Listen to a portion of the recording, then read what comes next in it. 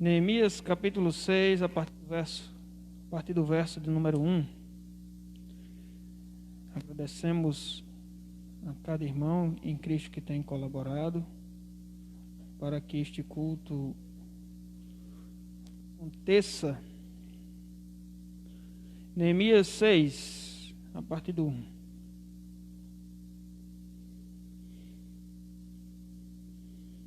Louvado seja o nome de Jesus.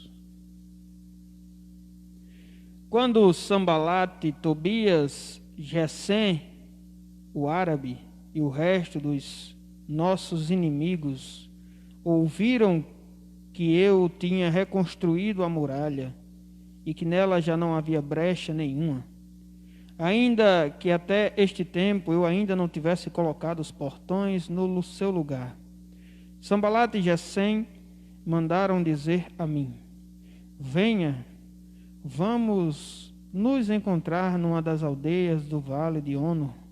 Na verdade, o que eles queriam era me fazer mal. Por isso enviei-lhes mensageiros para dizer: estou fazendo uma grande obra e não posso descer até aí. Por que devo parar a obra para ir me encontrar com vocês?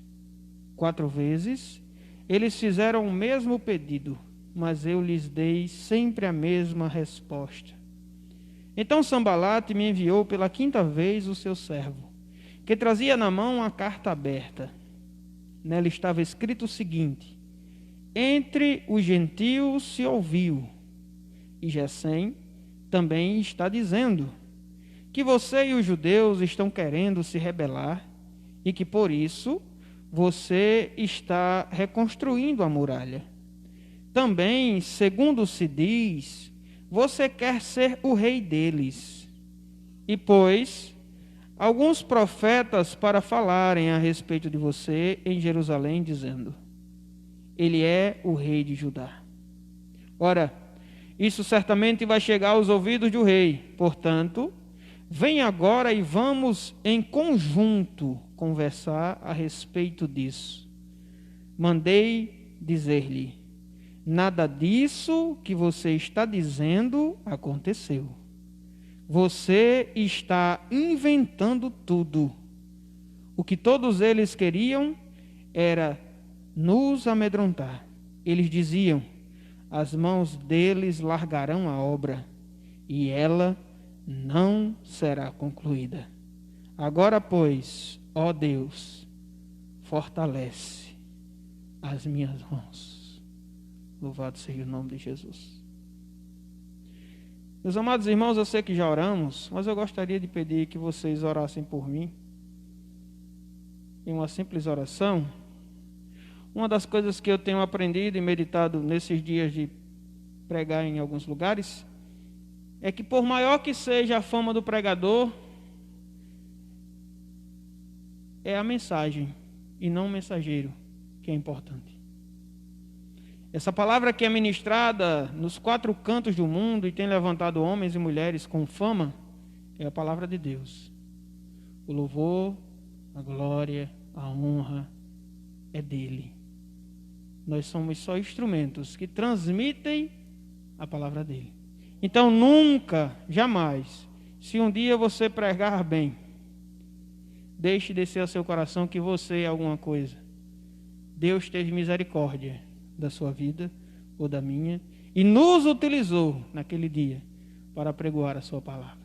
Então eu peço que você ore por mim para que Deus ele possa abrir o nosso entendimento e o nosso coração e ele venha falar profundamente aquilo que tem reservado para nós nessa noite. Você que está em casa, você que está aqui no templo, pelo Facebook ou rádio, preste atenção. Deus ele tem algo a tratar conosco nessa noite. Deus bendito e santo, te pedimos em nome de Jesus, toma o pregador da noite em tuas mãos, Senhor. Que o teu Santo Espírito venha utilizá-lo, Senhor. Não para a glória humana, não para mérito humano, Senhor. Nem muito menos para as falácias da humanidade, mas para o louvor da tua glória, Senhor. Que a cada dia, Senhor, o teu Santo Espírito venha falar aos nossos corações, não aquilo que os homens querem ouvir, nem o que queremos ouvir, Senhor, mas o que vem de ti. tem misericórdia de nossas almas e nos utiliza mais uma noite. Faz maravilhas através da tua santa palavra. Que teu Espírito Santo convença o homem do pecado, da justiça e do juízo. Assim nós te oramos. Te agradecemos em nome de Cristo Jesus. Amém. Eu vou tirar a máscara porque eu fico um pouco sufocado. Meus amados irmãos, esse texto que li é um retrato da história do povo de Deus. E para que nós entendamos o que Deus quer falar conosco, é necessário a gente voltar para o capítulo 1 de Neemias e fazer uma pequena trajetória sobre a história. De que muros se fala no texto? O que Neemias estava reconstruindo? Do que as pessoas estavam querendo parar? O que era esta obra que Neemias não queria largar a mão de maneira alguma e não pararia nem mesmo para ir para uma conversa? Quando nós vamos ler a Bíblia, nós vamos se deparar com alguns fatos e acontecimentos históricos. A Bíblia vai nos relatar que em um momento dado da Bíblia, o povo de Deus se dividiu, as tribos tomaram rumos diferentes após a monarquia se desfazer. O rei que assumia após Salomão, ele, por não ouvir a vontade de Deus e ouvir aquilo que ele queria ouvir, ele acabou destruindo toda a nação. A Bíblia diz que Absalão assumiu o reinado e que o povo já vinha sofrendo com impostos e com regras severas diante de Salomão. E o povo estava se cansando daquilo. E a Bíblia diz que o povo foi reclamar, foi pedir, foi protestar diante de Absalão. Que ele diminuísse os impostos, que eles ajudassem o povo a trabalhar mais, a ter uma maior liberdade, a que os juros diminuíssem. E a Bíblia diz que Absalão ouviu o povo e foi perguntar aos sábios da época: o que eu farei com este povo? E os sábios disseram: faz conforme o povo está te dizendo. Baixa os recursos para que o povo trabalhe com mais liberdade. Só que Absalão não achou aquela resposta tão sábia e foi falar com os jovens. Chegando para os jovens, pediu conselho e já não folgar as rédeas. Pelo contrário, arroche mais. Façam com que o povo entenda que o seu dedo mindinho é mais grosso do que o braço de seu pai. E que o seu reinado vai ser diferente. Agora é que eles vão saber quem é que é rei. Só que com isso as tribos se dissiparam. 10 tribos foram para o reinado norte e 2 tribos ficaram no reinado sul. As tribos do sul foi Judá e Benjamim.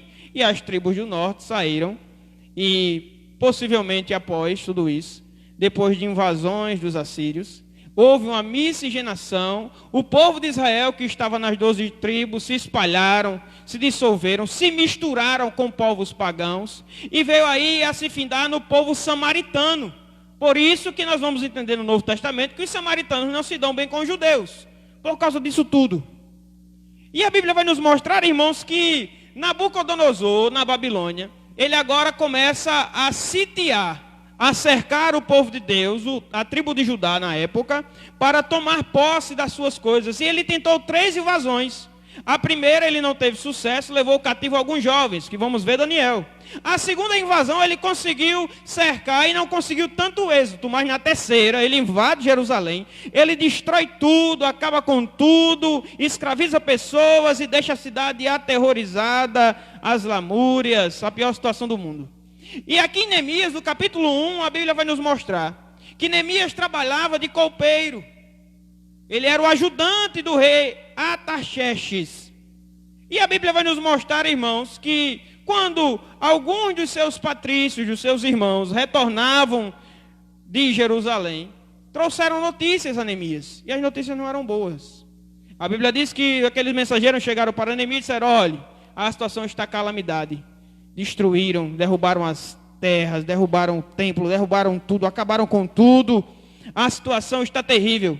E a Bíblia diz, diante dessa situação deplorável, Deus levanta um homem para orar, jejuar e se colocar à disposição de Deus e da sua obra nesse período difícil. E quem foi este homem, pastor? Neemias. Neemias, quando soube da notícia, se entristeceu, chorou, lamentou, orou, jejuou. E a Bíblia vai nos mostrar, irmãos, que quando Neemias, no capítulo 2, vai até o seu rei, no seu serviço costumeiro, o rei percebe que Neemias está triste, está com a face cabisbaixo. E o rei disse: Neemias, por que seu semblante está caído? Você está triste por quê? E Neemias vai dizer: como eu iria me alegrar, meu Senhor, de saber que o meu povo está destruído, que as terras dos meus pais estão desoladas, que a coisa não está boa. E a Bíblia diz que o rei diz a Neemias: Neemias, o que quer que eu faça? E a Bíblia diz que nesse intervalo da fala do rei com Neemias, Neemias fez uma simples oração, e pequena. Neemias terminou de orar e disse: Senhor, eu quero que o Senhor me envie até a minha terra, para que eu reconstrua os muros, para que eu levante aquela cidade novamente, para que eu traga honra para o povo de Deus. E eu quero que o Senhor faça uma carta e me dê autorização para mim, debaixo da sua autoridade, fazer tudo isso. E a Bíblia diz que conforme Neemias pediu ao rei, Deus abençoou e o rei fez conforme Neemias pedia. E aqui eu quero falar da introdução e dizer uma coisa aos irmãos. Ezequiel 22:30 diz assim: busquei entre eles um ser humano que ajudasse a erguer uma muralha em torno da cidade. Alguém que cooperasse comigo para evitar que o muro todo ruísse, que se prontificasse a ficar na brecha diante de mim em favor desta terra, para que eu não viesse a destruí-la. Contudo, não encontrei uma só pessoa. Eu lhe faço uma pergunta de início. Você tem sido um colaborador da obra de Deus para tapar as brechas e ficar na brecha na presença de Deus, à disposição do Senhor? Ou você tem virado as costas e Deus tem procurado e não tem lhe achado? Porque aqui nós vemos um homem que se coloca à disposição de Deus. E tem um detalhe: Neemias abandona o seu cargo real para ir para Jerusalém. Neemias ganhava bem, pessoal. Ele servia diante do rei. A Bíblia diz que todo o alimento, a bebida, antes do rei se alimentar, era Neemias que provava, para que se o alimento estivesse envenenado, Neemias morresse, não o rei. Era um serviço de muito perigo, mas era algo que traria finanças, traria recursos. E Neemias aqui, ele disse: Senhor, isso aqui para mim não é prioridade. A minha prioridade agora é fazer a tua obra, é reconstruir os muros, é chegar diante do teu povo e trazer honra para aqueles que estão perdidos. E Neemias faz uma oração a Deus. A Bíblia diz que Neemias diz: Senhor, tu disseste que o teu povo poderia estar dissipado por toda a terra, mas que somente nós buscássemos a tua face em arrependimento. Se nós chegássemos diante do Senhor, confessássemos nossos pecados, o Senhor nos traria e nos honraria conforme a tua aliança. Então, Senhor, eu te peço em nome de Jesus. Assim a oração de Neemias foi. E Neemias foi visto com Deus, e Deus concedeu a bênção a Neemias. Eu pedi: Senhor, me dê um tema para esta mensagem. Olha, irmãos, que já de 5 horas foi que eu fiz toda a pregação, porque eu vinha orando, Deus falava comigo, mas eu não conseguia colocar num papel. Eu dizia: eu não vou pregar sem papel, vou pregar sem o tablet de hoje, vou pregar. Aí quando deu umas 5 horas,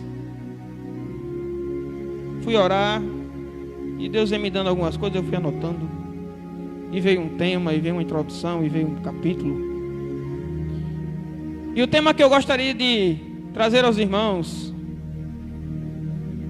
é um pouco forte, mas é uma realidade. O tema da mensagem de hoje é os inimigos da caminhada cristã. Irmãos, nós bem sabemos que iniciar a caminhada com Cristo requer muito esforço da nossa parte.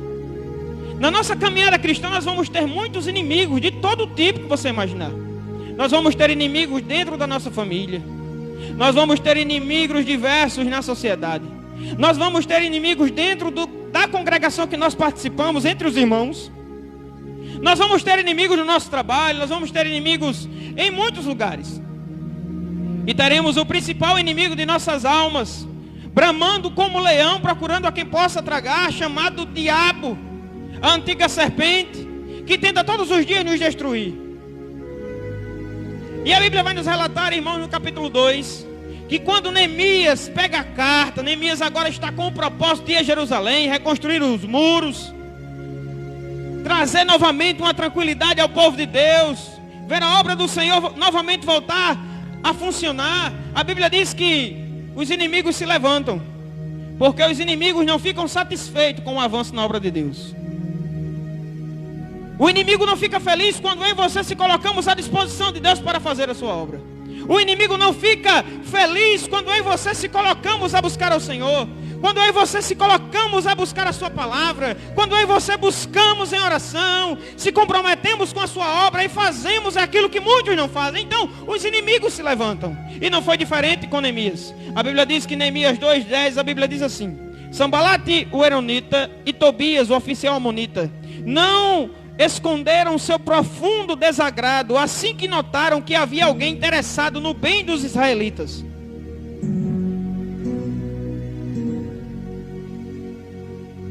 Você está pensando que os nossos inimigos vão ficar felizes quando eu e você se colocarmos na presença de Deus para fazer a sua obra?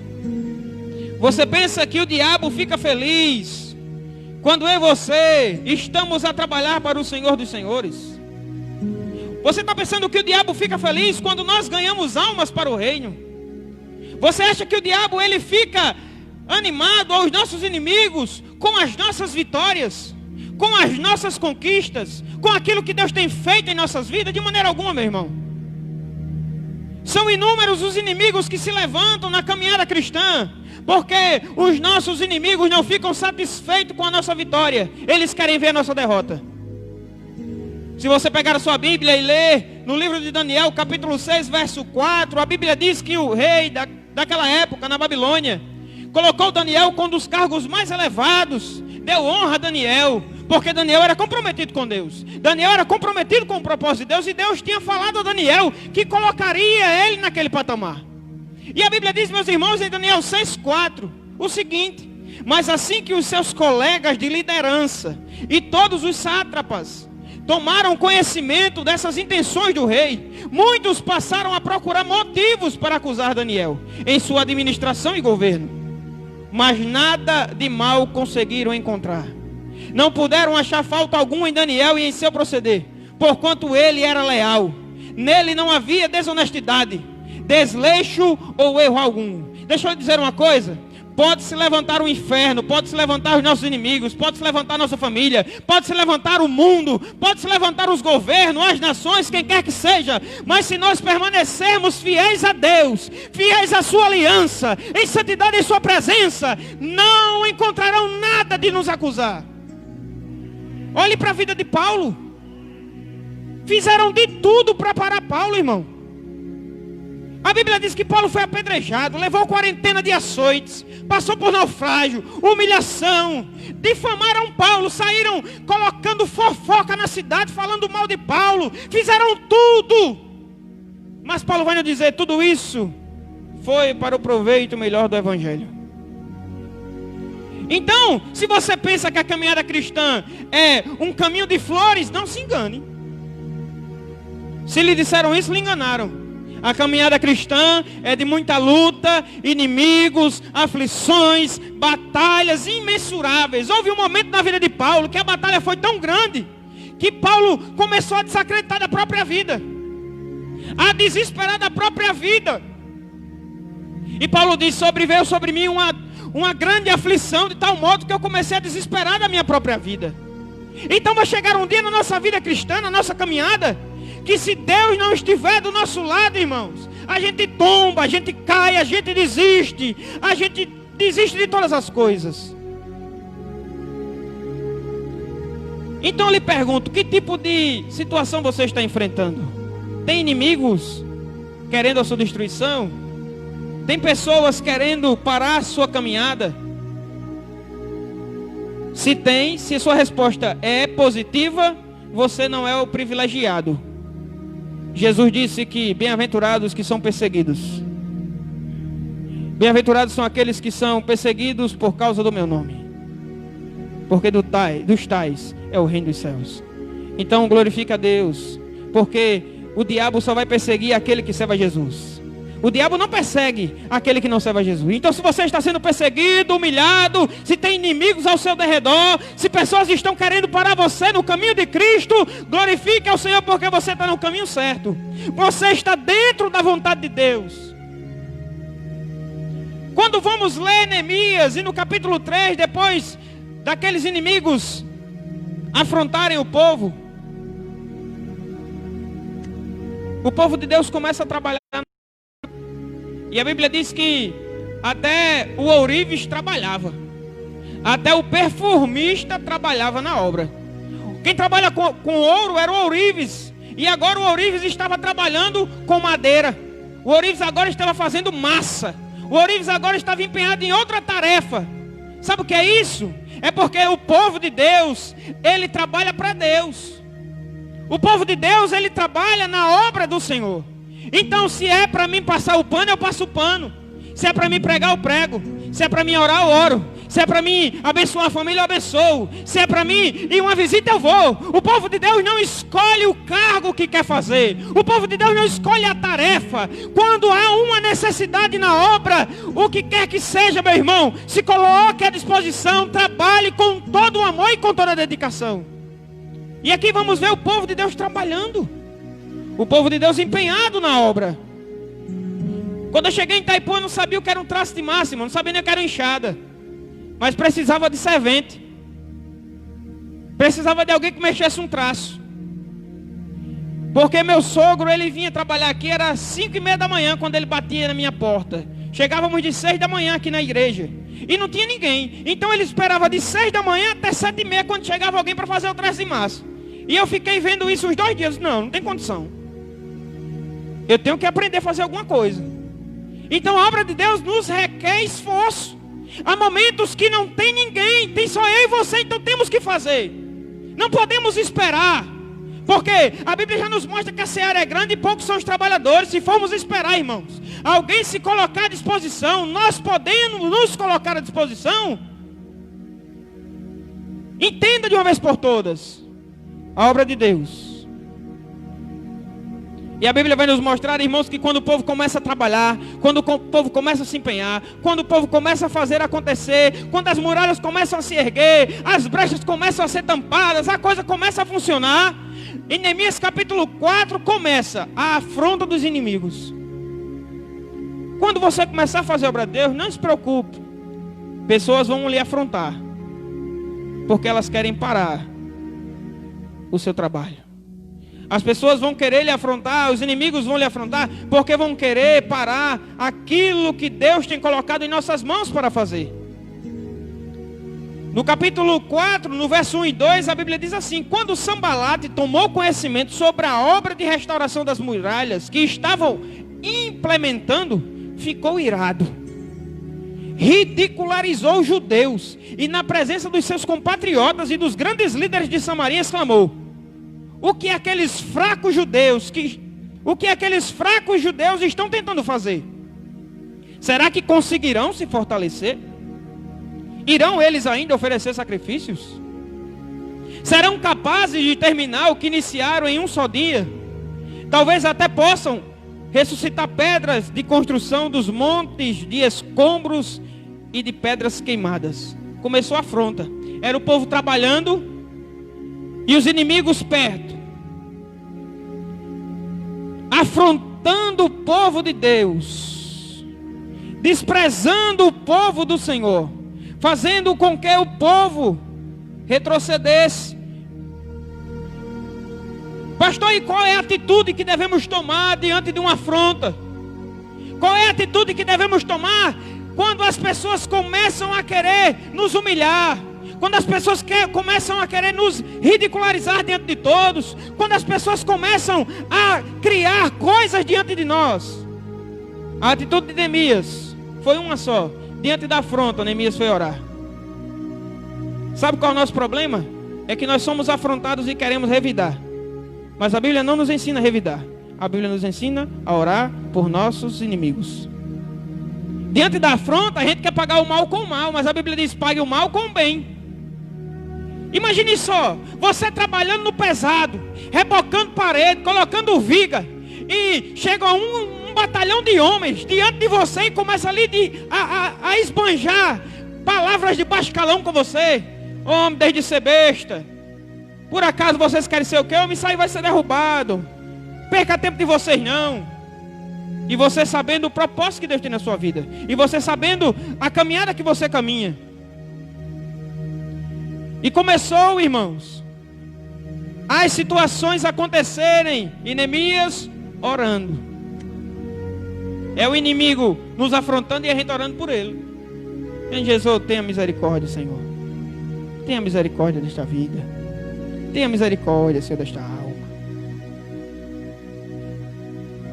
E o interessante disso é que aconteceu uma coisa ruim com as afrontas dos inimigos. Sabe o que foi? O povo começou a dar ouvido às afrontas. Sabe qual é o problema nosso na caminhada cristã? É que a gente dá ouvido demais às afrontas. E quando a gente dá ouvido às afrontas, as nossas armas desfalecem. A nossa vida começa a se perturbar e a gente começa a desistir de fazer a obra de Deus. Se eu fosse dar ouvido às afrontas, se você for dar ouvido às afrontas, meu irmão, a gente para. Quantas pessoas desacreditaram de mim e desacreditam de você? Se eu e você formos parar para ouvir aqueles que falam contra nós, nós paramos hoje. Se nós formos dar ouvido aos nossos inimigos e adversários, nós desistimos da caminhada. Lembre do que aconteceu em 1 Samuel 17:16. O grande exército de Deus estava acampado. E a Bíblia diz que um filisteu chegava pela manhã e voltava pela tarde, apresentando-se diante do exército de Deus por 40 dias e afrontando. Ele chegava diante do exército do Senhor e dizia: ei, não tem homem aí não, é? Não é possível que não tenha um homem para me enfrentar. Mande alguém aí, vamos brincar com ele, menos meia hora. Mande alguém, porque eu estou aqui. Isso era de manhã e de tarde. Por 40 dias, Golias afrontando o povo de Deus. Você está pensando que o inimigo, ele vai lhe afrontar só hoje e amanhã está tudo em paz? É todo dia, irmão. Todo dia o diabo se levanta para destruir nossas vidas. A Bíblia diz que todos os dias o inimigo de nossas almas está diante do Senhor a nos acusar. Está registrado em Apocalipse. Todos os dias uma batalha nova inicia na nossa história. Uma guerra se levanta. Um dos grandes homens de Deus da literatura cristã, ele disse certa vez: eu nunca sairei de casa antes de passar 3 horas orando e falando com o meu Deus, porque só assim eu tenho a segurança de sair diante dos meus inimigos. O salmista vai dizer para Deus no Salmo 23: prepara-te para mim uma mesa na presença dos meus inimigos e adversários, e unge a minha cabeça até o meu cálice transbordar. Sabe como é que nós vencemos as batalhas contra os nossos inimigos? Na presença de Deus, não dando lugar e nem ouvido às afrontas. Não, pelo contrário. Sabe o que é que Davi fez quando ouviu a afronta? Davi disse: eu sou o cara. Não. Davi disse: quem é este circunciso que afronta o povo de Deus e o Deus de Israel? E a Bíblia diz que Davi se colocou à disposição, não dos homens, mas de Deus. O problema, irmãos, é que parece que a gente dá trabalho de aprender as coisas que Deus nos fala. Deus nos mostra como devemos tomar nossas atitudes, mas nós só tomamos atitudes erradas diante das ameaças. Nós só tomamos atitudes que nos trazem muita dor e sofrimento. Sabe qual foi a atitude de Neemias no capítulo 4? Quando tentaram fazer uma destruição no meio do povo de Deus, quando Sambalat, Tobias e Gesem quiseram invadir e destruir a vida deles, oraram. Segunda atitude, vigiaram. Eu estou falando isso aqui quinta-feira. Quinta-feira de novo eu estou falando sobre vigiar e orar. A Bíblia diz que Neemias estava orando. E sabe o que é que eles fizeram? Está registrado na Bíblia. Neemias 4:23. Nem eu, nem meus irmãos, nem meus moços, nem os homens de guarda que me seguiam largavam as nossas vestes. Cada um se deitava com as armas à sua direita. Em tradução, a Bíblia, em outras traduções, a Bíblia vai dizer o seguinte: nem eu, nem ninguém daqui vai mais parar, nem sequer para trocar as vestes. Nós vamos trabalhar de dia e de noite. Enquanto uma equipe trabalha, a outra equipe vigia. Enquanto uma equipe vigia, a outra equipe trabalha. Com uma mão seguramos as espadas e com a outra os instrumentos de trabalho. É assim que é a caminhada cristã, irmãos. Tem momentos que temos que estar assim, com uma enxada na mão e com uma espada do outro lado. Um momento nós estamos batalhando e nos defendendo das afrontas do diabo e dos inimigos que nos cercam, e com a outra mão trabalhando para o reino de Deus. É dessa forma que nós temos que servir a Cristo. Com uma mão nós trabalhamos para o Senhor, e com a outra nos defendemos. Nos defendemos e não atacamos. Ovelha não ataca ninguém não. Só quem ataca é bode. Você é ovelha, eu sou ovelha. A Bíblia diz que nós temos que resistir ao diabo e ele fugirá de nós. Resistir, defesa. O problema, irmão, é que a gente quer agir pela carne. A gente quer batalhar as batalhas que Deus tem que batalhar por nós.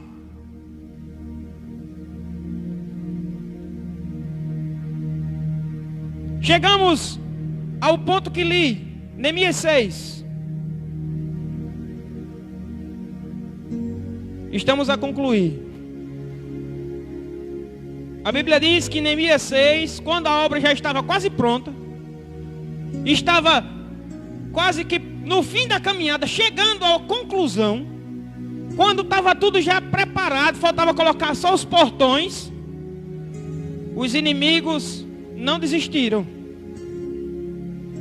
Das outras vezes eles afrontaram, das outras vezes eles ameaçaram. Dessa vez o diabo tomou outra estratégia. Dessa vez os inimigos tomaram outras estratégias. Eu sempre comparo conjecturando com o diabo, que utilizava estes homens para destruir a obra de Deus. Tem momentos que o diabo, irmão, ele vai ter estratégias para destruir a nossa vida.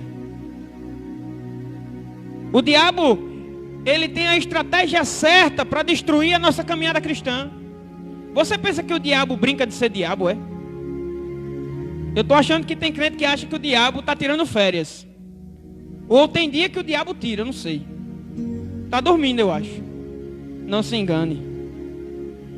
Quando você estiver bem, não tiver luta, não tiver nada, se preocupe, viu? Porque quem serve a Jesus, o diabo não deixa quieto. Porque quem serve verdadeiramente a Deus, sempre vai haver alguma coisa na caminhada. Porque Jesus disse: no mundo vocês vão ter aflições. Um certo filme, por nome Deus Está Morto, tem uma cena lá que é muito interessante. Um homem muito rico, milionário. A mãe dele servia a Deus e ela ficou com Alzheimer.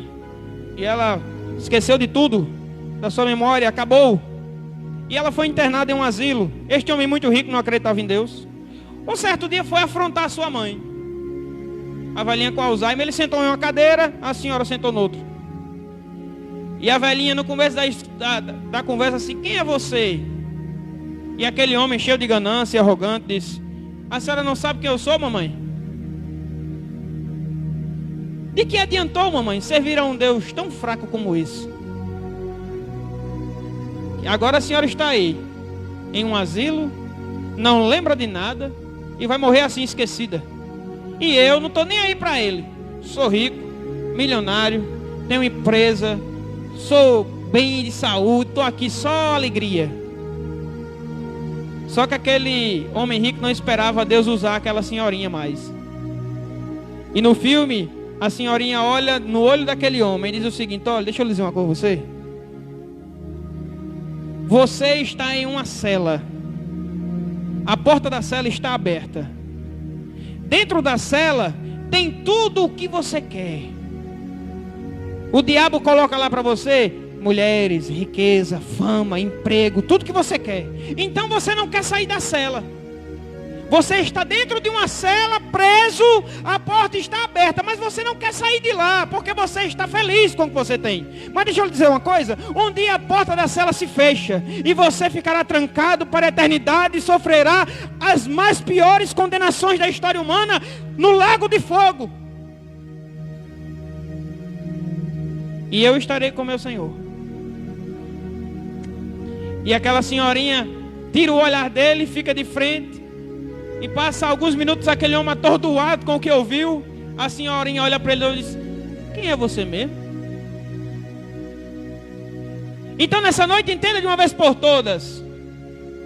O diabo ele vai tentar de todas as maneiras neutralizar a nossa caminhada cristã, neutralizar a nossa vida com Deus, parar a obra do Senhor de todas as maneiras.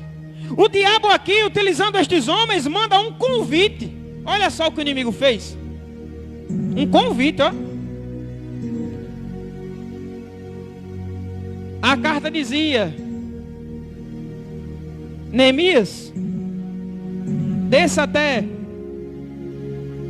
o vale de Ono. Nós queremos conversar com você. Sabe qual foi a resposta de Neemias? Sabe o que é que Neemias disse diante do convite? Neemias responde dessa maneira: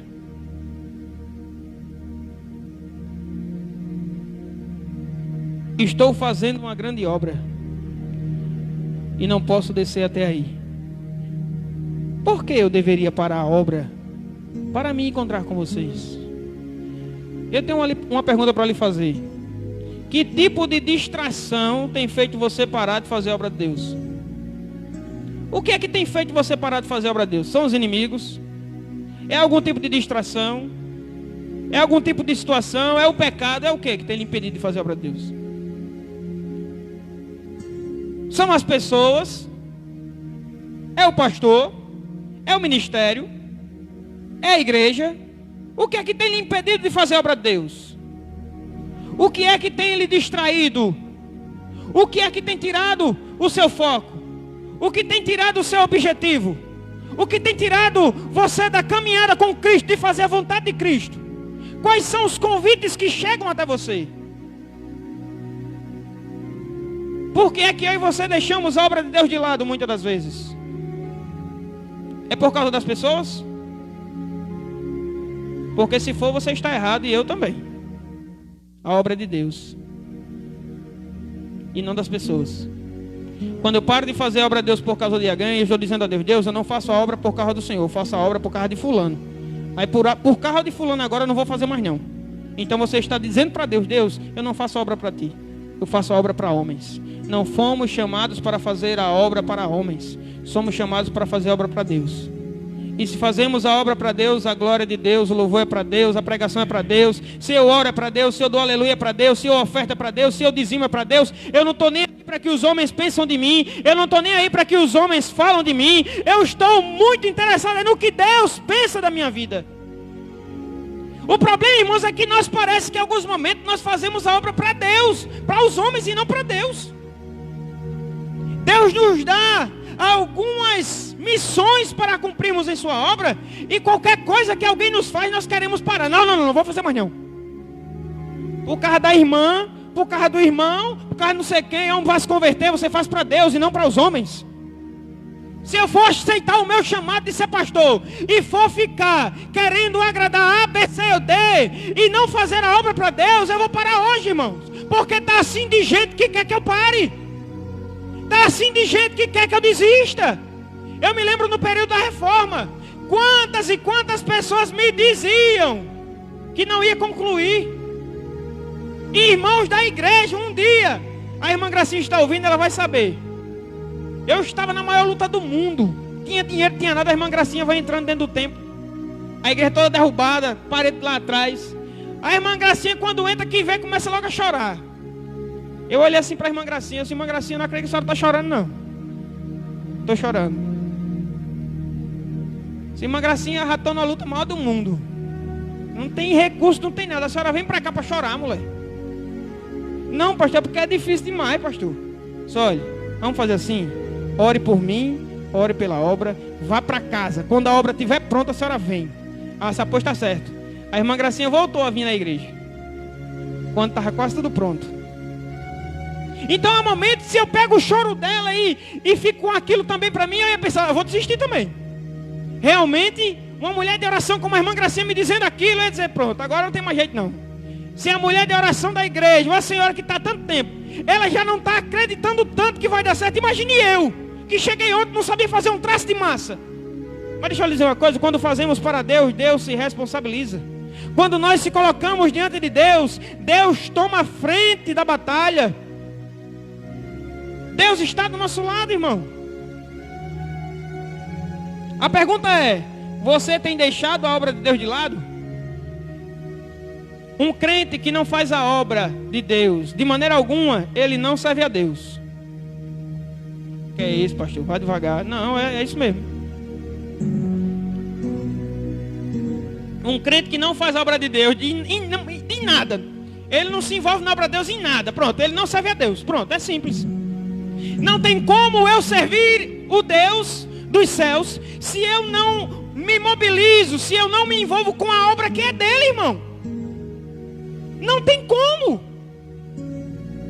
É a mesma coisa de eu dizer que eu amo meu filho, mas eu não tenho nenhum tipo de intimidade com meu filho. É a mesma coisa que eu dizer, eu amo a Deus, mas não amo a obra de Deus. Não tem como. Se eu amo a Deus, eu amo a sua obra. Se eu me envolvo com Deus, eu me envolvo com a sua obra. E se você, meu irmão, minha irmã, não se envolve na obra de Deus em nada, você não tem contribuído em nada na obra de Deus, você não tem pregado, você não tem orado, você não tem testemunhado, você não tem vivido o evangelho, você não tem contribuído, seja lá como que for, você não tem servido a Deus. É simples. E está na hora de começar a servir. E está na hora de se levantar. É Deus lhe dizendo, ei, a obra está aí diante de vocês. Jesus certa vez, diante dos discípulos, disse, ei, os campos estão brancos. Está aí, ó. Está fartura. Colham, trabalhem, se envolvam, façam alguma coisa. Último ponto, aqui eu encerro. Sabe o que aconteceu aqui para piorar mais ainda a situação de Neemias? Não bastava o convite. Além do convite, insistiram. Mandaram 5 convites para Neemias. 5. Dizendo, ei Neemias, vem cá conversar com a gente. Neemias, vem aí. Chega, vamos conversar. E Neemias dizia a mesma coisa. Estou fazendo a obra de Deus. Eu não posso perder tempo com isso. Estou fazendo a obra de Deus. Eu não tenho tempo para perder com isso não.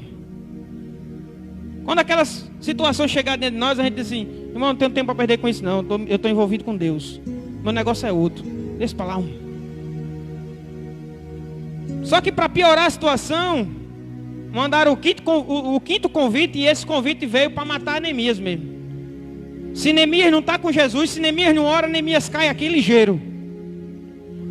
Chegaram com uma carta aberta. Uma carta aberta era como se você tivesse de colocar tipo uma placa. Pronto, é mais ou menos para você entender o que significava uma carta aberta naquela época. É como você colocar um outdoor, chegasse diante de mim e dizer assim, olha, você não tem como não ver o que está escrito. Aí na carta, sabe o que é que dizia lá? Olha o que é que dizia na carta. Para você ver como o diabo é sagaz. Como o diabo é traiçoeiro. E como o diabo quer nos destruir de todas as maneiras.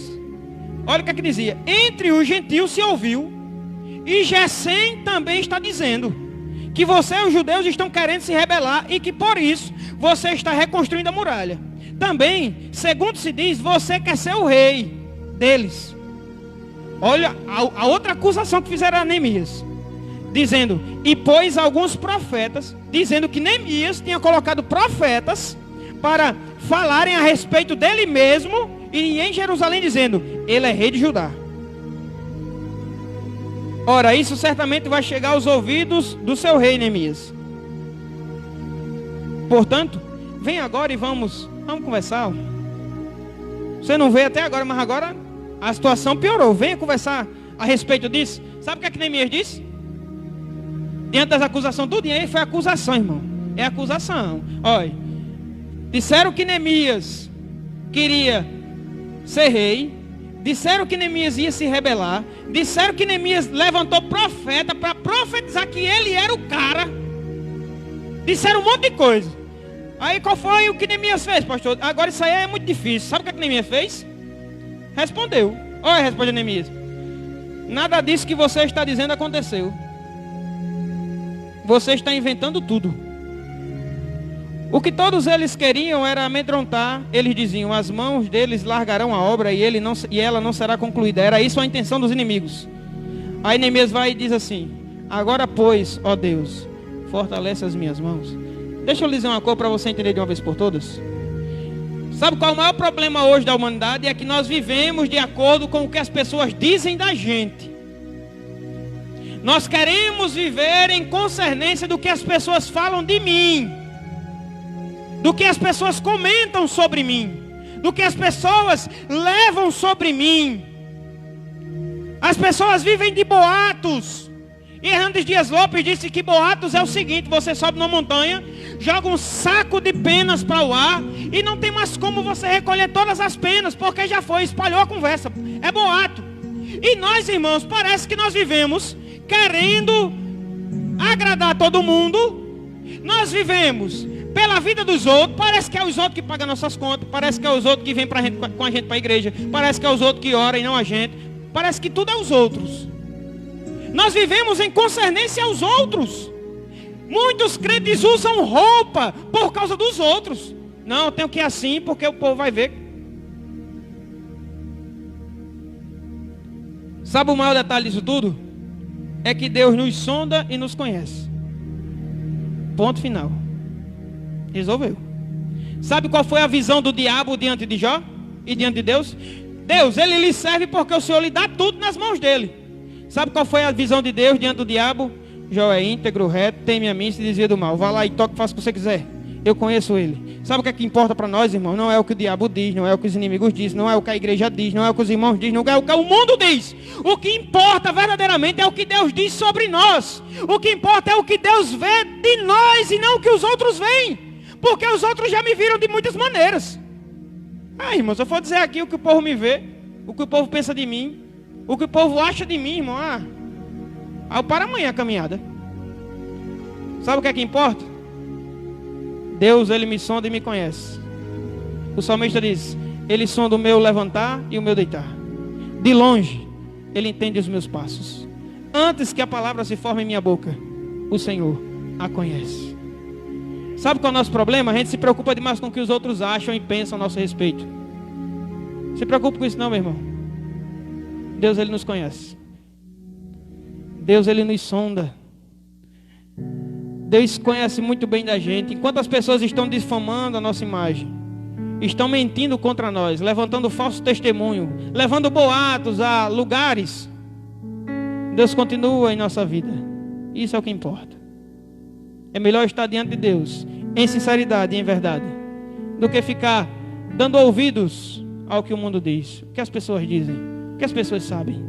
E eu lhe pergunto: quem é que lhe conhece de verdade? Quem é que me conhece de verdade? Minha mulher? Não. Eu? Não. Só Jesus, irmão. O problema é que a gente se preocupa demais. As pessoas dizem para nós alguma coisa, a gente, é verdade mesmo, a gente fica triste. Só que eu aprendi. Eu quero saber o que Jesus diz de mim. Queira saber o que Jesus diz de você, ele conhece, ele me conhece. Ele conhece a profundeza da nossa vida com ele. Ele conhece a nossa sinceridade, a nossa intimidade. Então deixe quem quiser falar, que eles prestem contas com Deus. As nossas contas serão prestadas um dia, e Deus ficará diante de nós, e nós prestaremos conta da nossa vida, e é o que importa. Descanse seu coração, que eu já descansei o meu. Deus nos sonda e nos conhece. Não pare de fazer a obra por causa das pessoas, por causa dos inimigos, nem por sua própria vontade. Você faz para Deus. Foi Deus que colocou esta obra em sua mão. Deus tem colocado uma obra em minha mão. Não podemos retroceder. O crente, ele não pode voltar para trás, nem para pegar impulso. É para frente que se anda. Para trás é caranguejo. Para trás não existe no vocabulário do crente.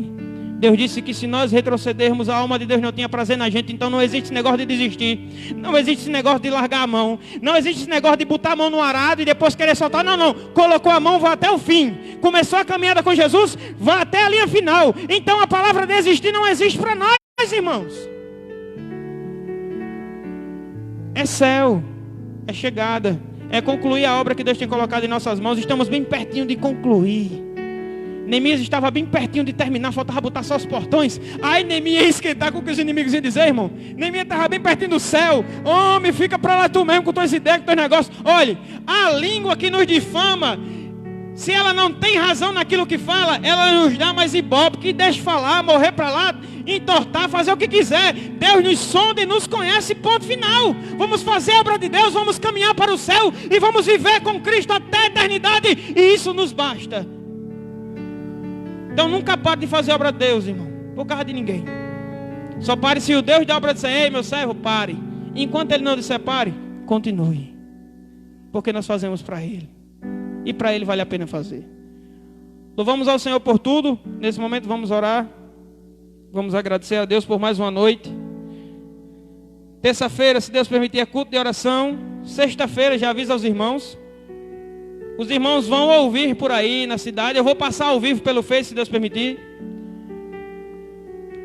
Cerca de 6 pastores confirmaram presença. Nós vamos em 6 pontos na cidade de Itaipu pregar a palavra de Deus, orar pelas famílias em um trio, louvar alguns hinos, e que os irmãos vão orando para que Deus salve vidas, cure, transforme, faça maravilhas. Que Deus nos una, nós como pastores, mais e mais. E que a cada dia o Evangelho prossiga, avançando, né? Então, sexta-feira, a partir das 4 da tarde, nós vamos aí passar em algumas ruas de Itaipu. Eu ainda vou ver quais ruas o trio consegue andar, para não prejudicar o trajeto. Vou separar pontos específicos. Que os irmãos orem, que tudo dê certo. Que o nome de Jesus venha a ser glorificado. E que toda honra, glória, louvor, exaltação seja para Deus. Nós não somos nada, irmão. Quando o homem quer ser alguma coisa, ele se engana. A Bíblia diz que somos servos inúteis. Só fazemos aquilo que nosso Senhor nos manda. E fazemos muito pouco. Fazemos muito pouco. Temos que fazer mais.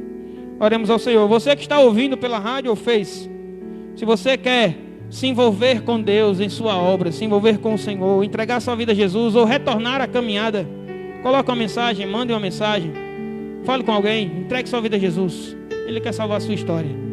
Ele quer te dar um novo objetivo, um novo rumo. É uma caminhada sofrida e cheia de aflições, mas é a melhor caminhada dessa vida. O destino final é o céu, e por isso nós o louvamos. Deus bendito e santo, nós te louvamos, te exaltamos, te agradecemos. Tu tens sido bondoso, Senhor, para conosco. Tu tens sido maravilhoso, Senhor.